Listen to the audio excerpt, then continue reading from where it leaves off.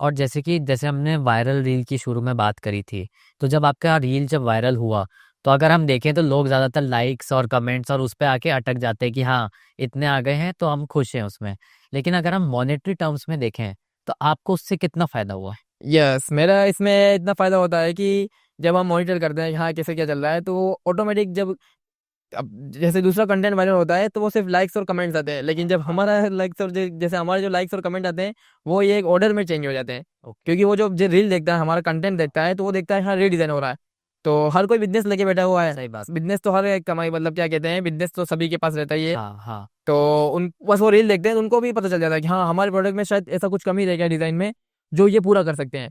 तो वो on the spot वो हमको कमेंट भी करते हैं, प्राइस भी पूछते हैं, और हमको डीएम्स भी करते हैं, हमसे कांटेक्ट भी करते हैं। और मैं भी उनको फिर वो अच्छी डील भी मिल जाती है, अच्छी डिज़ाइन भी मिल जाती है। और वही जो वायरल कंटेंट हुआ है उसी का कमेंट आया है, और उसी कमेंट में ही उसमें उनको भी उनका काम हो गया। हाँ। कमेंट देके उनका काम हो गया है और हमारा भी, मतलब जैसे हमारे हमने वो ऑर्डर को लीड में जनरेट कर लिया, हमारी ये लीड ऑर्डर के लिए जनरेट हो गई, और उनको एक अच्छा गुड डिज़ाइन मिल गया। यस, तो ये हमें ये फायदा होता है कि जो हमारे ऑर्डिनरी जो मतलब रील वायरल होती है, सभी का जो कंटेंट रहता है उसमें सिर्फ लाइक्स और कमेंट आते हैं, हाँ। लेकिन हमारे कमेंट के साथ साथ हमारे ऑर्डर भी आते हैं, क्या बात। और हम पब्लिक के साथ जुड़ते हैं। तो जैसा कि आपने 2020 से लेकर अभी तक लगभग हम देखें 5 साल, 5 साल में आपने कितने लोगों को सर्व किया है? हाँ यस, गुड क्वेश्चन। ये ऑलमोस्ट मैं क्या बताऊँ, ये ऑलमोस्ट मैंने अभी 4 साल में या 3000 से ऊपर ऑर्डर्स पूरे किए होंगे। यस। 3000? यस। 4 साल में? यस। क्या बात है। और अगर हम बात करें कि इसमें सबसे हाईएस्ट जिसने, लेट्स से जैसे हम ऐसा देखते हैं कि जो कम पे करता है वो ज्यादा चेंजेस कराता है, और जो ज्यादा पे करता है वो कम चेंजेस करवाता है, तो ऐसा कुछ रहा आपका? बिल्कुल, ये तो रहता ही है, ये हमेशा ऐसा ही रहता है। क्योंकि जो मतलब कि थोड़ा छोटा ऑर्डर होता है, वो अगर सिंगल प्रोडक्ट का ऑर्डर है तो उसमें सबसे ज़्यादा चेंजेस आते हैं, जबकि हमको लगता है कि ये सिंगल प्रोडक्ट है, ये थोड़ा एक जल्दी बार में हो कंप्लीट हो जाएगा। जाएगा, लेकिन सबसे ज़्यादा प्रॉब्लम उसी में आता है। उसमें इतने चेंजेस आते हैं, उतने चेंजेस आते हैं कि कभी कभी टीम सक्सेस हो जाती है। लेकिन हमारा जैसे कि काम यही है कि देना ही है अपने को डिज़ाइन डिलीवर, पूरा 100% अच्छा ही डिज़ाइन डिलीवर करना है एट द एंड।